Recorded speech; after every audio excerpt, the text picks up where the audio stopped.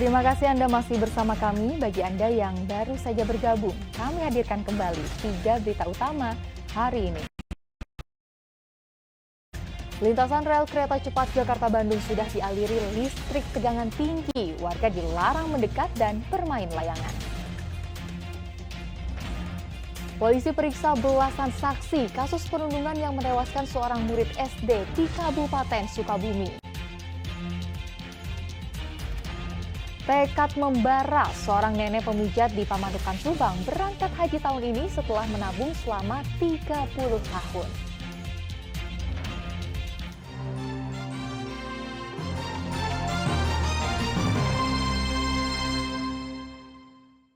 Musim haji tahun 2023 ini, Kota Bandung akan memberangkatkan hampir 2.400 orang calon jemaah haji ke Tanah Suci. Dari sekian banyak calon haji itu, terdapat seorang remaja laki-laki yang menjadi calon jemaah haji termuda dari Kota Bandung. Remaja ini berangkat menggantikan almarhumah ibunya yang telah meninggal dunia. Tahun ini, Kota Bandung memberangkatkan 2.396 calon jemaah haji untuk menunaikan ibadah ke Tanah Suci. Dari sekian banyak calon haji, terdapat salah satu remaja yang baru saja lulus sekolah yang menjadi calon jemaah haji termuda dari Kota Bandung. Remaja berusia 18 tahun asal Cicadas ini bernama Muhammad Idhar Susetio, anak satu-satunya dari pasangan Suyono dan Erni Iwayantari. Muhammad Idhar Susetio berangkat haji menggantikan sang ibu yang telah meninggal dunia tahun 2020 lalu akibat sakit kanker yang diderita. Awalnya Idhar tidak menyangka akan pergi menunaikan ibadah haji menggantikan sang ibu karena usianya yang masih belia. Setelah menjalani persiapan dan berbagai kegiatan rutin bimbingan haji, remaja yang baru lulus SMA ini akhirnya siap untuk berangkat. Saya nggak nyangka ya. Itu awal mulanya ibu saya sama bapak saya mau berangkat ke haji itu sudah daftar dari 2012 dan mau berangkatnya tuh 2020 pas saat COVID. Tapi tanpa disangka ya ibu saya meninggal dunia. Jadi saya harus menggantikan ibu saya berangkat haji bersama ayah saya. Itu dikasih tahu waktu berangkatnya kapan, Aida? Dikasih tahu berangkat hajinya. Pas almarhum ibu meninggal atau baru-baru kemarin gitu? Pas ibu saya meninggal, saya harus dipersiapin sama bapak saya gitu. Kamu nanti nggantiin bunda ya gitu. Sang ayah awalnya merasa khawatir karena usia Idhar yang masih belia. Apalagi ia adalah anak semata wayangnya. Namun sang ayah yakin ini sudah jalan takdir Idhar untuk menunaikan ibadah haji di usia muda. Harusnya ibunya yang berangkat. Kebetulan ibunya meninggal pada tanggal 24 Januari 2021. Jadi harusnya ibunya sekarang digantikan anaknya. Harusnya Pak emang berangkat tahun berapa tuh Pak? Harusnya berangkat tahun 2020. 2020. Iya, karena ada pandemi jadi di stop dulu waktu itu. Baru dapat sekarang. Muhammad Idhar Susetio sendiri akan berangkat haji bersama ayah dan pamannya yang rencananya akan berangkat pada tanggal 29 Mei 2023 dengan kloter pertama. Muhammad Rizal melaporkan dari Kota Bandung.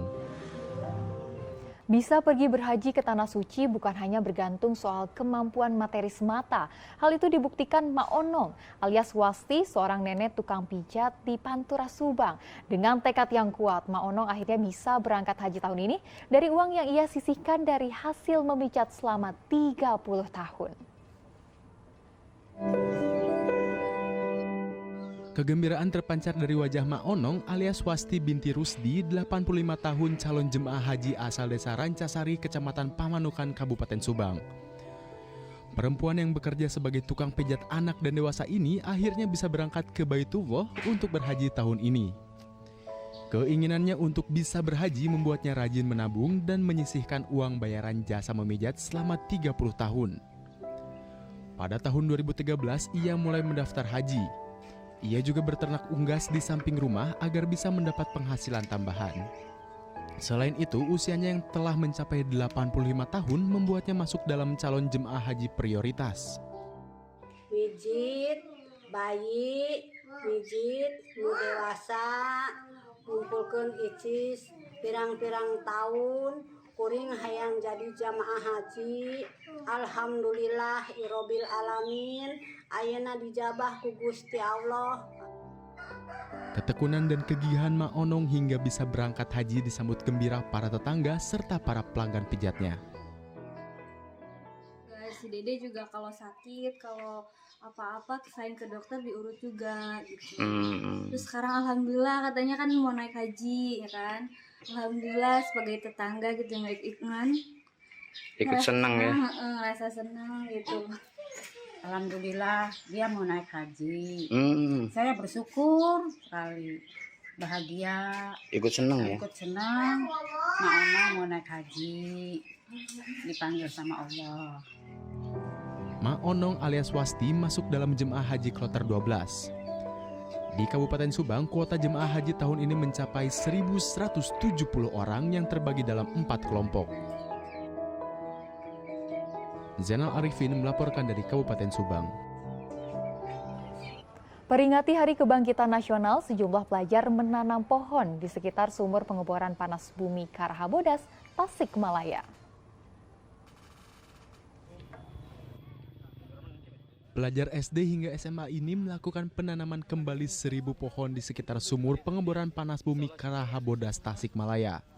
Mereka diajak menanam pohon oleh pengelola pembangkit listrik panas bumi Karahabodas, Perum Perhutani dan Dinas Kehutanan Kabupaten Tasikmalaya.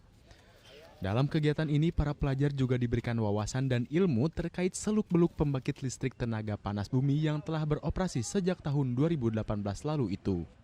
Kita kebetulan ada acara menanam 1.000 pohon ya yang diselenggarakan oleh PGE area Karaha. Melibatkan pelajar ya? Iya banyak, ada dari siswa SD, SMP dan SMK.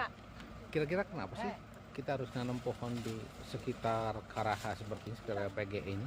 Ya pertamanya mungkin untuk menciptakan oksigen yang sejuk juga. Kan PGE Karaha itu panas bumi ya. Yeah. Nah untuk mungkin karena panas bumi jadi lingkungan di sekitar PGE itu harus sejuk gitu. Terjaga ya? Iya terjaga. Penanaman 1.000 pohon ini dilakukan untuk memperingati Hari Kebangkitan Nasional. Jadi memang penanaman pohon ini secara konsisten ya, sejak kita zaman proyek sampai beroperasi kita berkomitmen untuk menanam. Sebagai informasi 5 tahun terakhir kita sudah sekitar 115.000 pohon. Kemudian tidak hanya sekedar nanam, kita ingin juga ada jiwa memelihara dari generasi penerus, sehingga kita berharapkan sustainability juga terjaga. Selain menumbuhkan kesadaran akan kelestarian lingkungan serta energi terbarukan, kegiatan ini juga dilakukan untuk menginspirasi para pelajar agar memanfaatkan kekayaan alam untuk kemajuan bangsa tanpa merusaknya. Eko Setiabudi melaporkan dari Kabupaten Tasikmalaya.